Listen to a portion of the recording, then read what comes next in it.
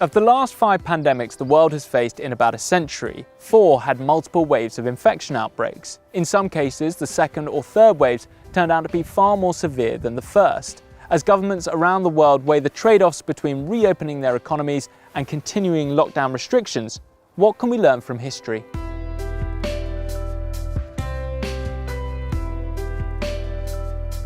The worst pandemic in modern history, the Spanish flu, which is estimated to have infected a third of the world's population, had 3 waves of infection. The first wave was in the spring of 1918, while the second wave happened in autumn that year. The third wave occurred a few months later, which lasted till the spring of 1919. You can see the pandemic peaked in the highly fatal second wave, which was responsible for most of the deaths.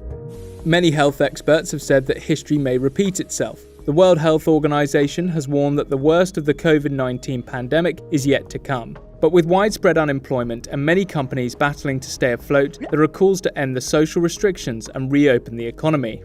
Tesla CEO Elon Musk has also lashed out at government stay-at-home orders as fascist, and that's a feeling shared by an increasing number of Americans. You heard Elon Musk's comments. I think that reflects a growing sentiment in this country where people want this to be over, and so that's going to tug against what the governors have to do. They have tough decisions to face. However, many analysts have warned against reopening the economy too soon, which may derail current efforts to stem the crisis. The island of Hokkaido in the northern part of Japan was forced back into a lockdown after a second wave hit the region more severely than the first. Singapore, which was lauded for its early efforts to stem the pandemic, also recorded a second wave of infections in March, mainly from imported cases and migrant workers living in packed dormitories.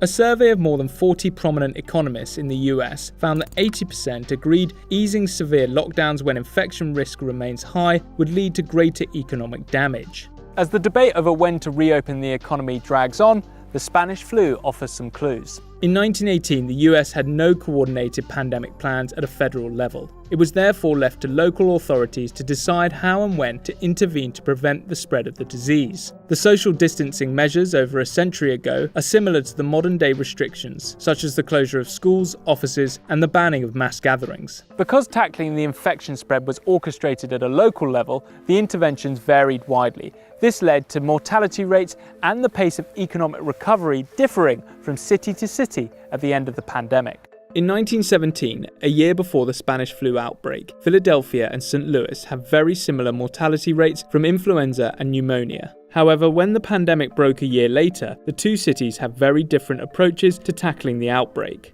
Philadelphia was very late to implement social restrictions and even allowed a large street parade involving some 200,000 people to go ahead in the middle of the outbreak. 3 days after the parade, every bed was filled in Philadelphia's 31 hospitals. In contrast, St. Louis officials intervened quickly, resulting in a much lower death rate. The evidence also shows that cities that intervened sooner and more decisively saw their economies grow faster after the pandemic was over.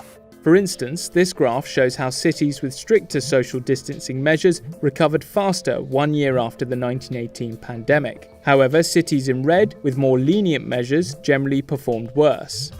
In cities that implemented social distancing measures quickly and for longer, manufacturing activity and banking assets also saw increased growth a year after the pandemic was over. The evidence suggests that aggressive social distancing measures not only reduced mortality rates, but were also economically beneficial. While there are important economic lessons to be learnt from the Spanish flu of 1918, it's difficult to compare that pandemic, which occurred more than 100 years ago, with the coronavirus pandemic of today. Advances in technology, global supply chains, the larger role of services, and better communication tools may ease the economic fallout significantly, which limits direct comparisons between the two pandemics. However, the evidence does imply that decisive social restrictions to reduce the severity of a pandemic plays a key role in the economic recovery process. So how can both livelihoods and lives be saved? While there are no easy answers, looking into the past offers a glimpse into the future. After all, a healthy economy doesn't happen without a healthy population. Hi guys, thanks for watching our video. If there are any topics you'd like us to cover in the future, comment below the video to let us know. And remember, don't forget to subscribe.